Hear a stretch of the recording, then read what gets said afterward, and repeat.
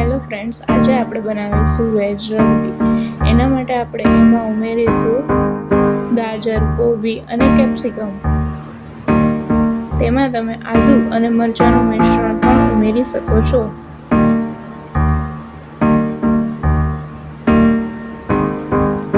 આપણે આ રીતે કોબીને છીણી લઈશું।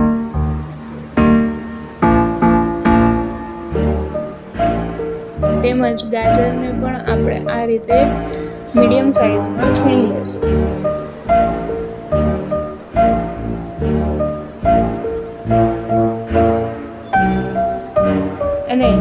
અને કેપ્સિકમને આપણે ઝીણું સમારી લઈશું। હવે એમાં ઉમેરીશું આપણે કોર્નફ્લોર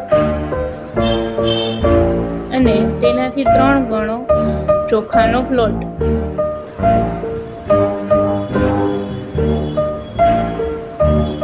થોડું ધાણા જીરું ઉમેરીશું, થોડી હળદર અને થોડી ચટણી અને સ્વાદ અનુસાર મીઠું।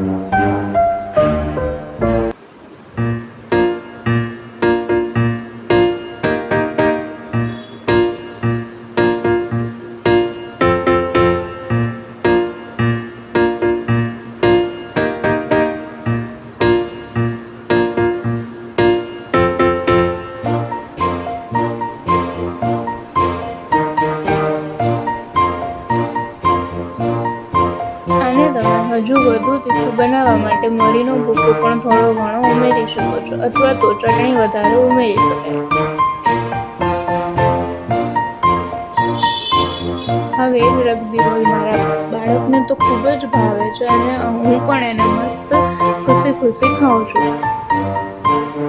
તમે પણ ટ્રાય કરજો, તમારા બાળકોને અને ઘરનાઓને પસંદ પડશે જ।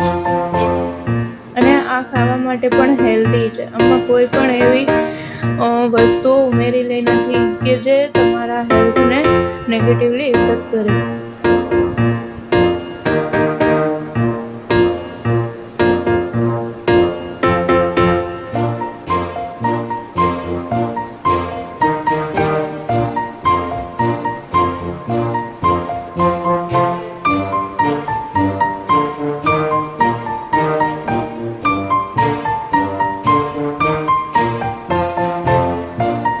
હવે હળદર નાખ્યા બાદ આપણે આ બધો મસાલો એક સાથે ભેળવી લઈશું અને એમાં પાણી જરા પણ નાખવાની રહેતી નથી, કારણ કે કોબી અને ગાજર આ બંને વસ્તુ એનાથી પાણી છોડશે જ।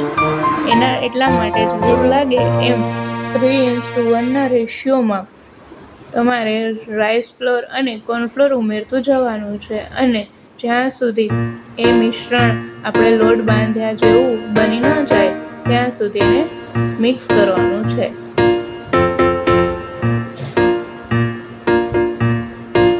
હવે જ્યારે મિશ્રણ આ રીતનું બની જાય ત્યારે તેમાંથી આ રીતે લુવા લઈ અને રગબી શેપમાં એને વાળી લેવાના છે।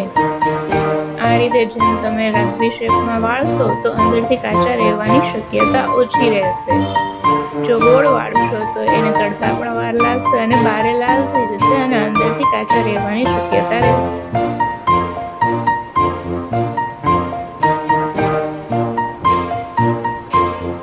હવે ગરમ તેલ થઈ જાય ત્યારબાદ આ બધા રગબી વાળી અને તેલમાં નાખી દેવાના અને ગેસને ધીમી આંચ પર કરી લેવાનું।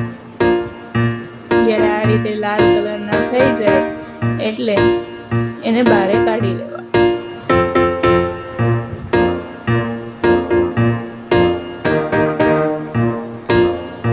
આપણો આ સુંદર મજાનો સાંજનો નાસ્તો તૈયાર છે. તમે આને સાંજે, બપોરે અથવા સવારે પણ લઈ શકો છો.